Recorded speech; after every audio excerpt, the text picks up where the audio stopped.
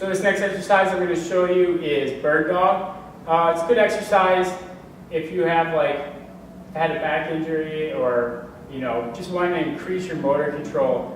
What we're trying to do is get people moving through the hip better with less compensation through your lower back and getting moving through your shoulder better and then putting the movements together.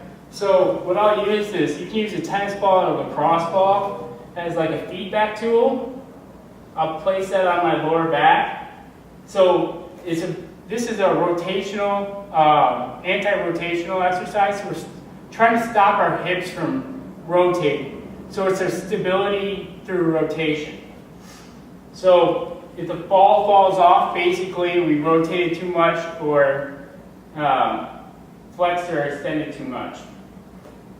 So we're going to be right here, toes back, knees under the hips, all right? And what I want you to do is chin tuck so that head straight, so don't have your head up. We're going to start with each individual leg. So from here, I'm going to brace to the core, stick my right leg back, come forward, pass that one, so I'm going to go to the next one.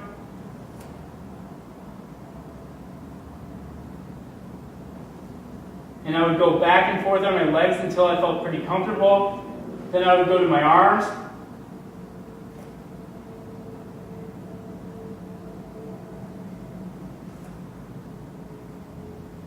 Once I've mastered that, then I'm going to go diagonal. So I'll stick my right arm out, my left leg back, and then do the opposite way.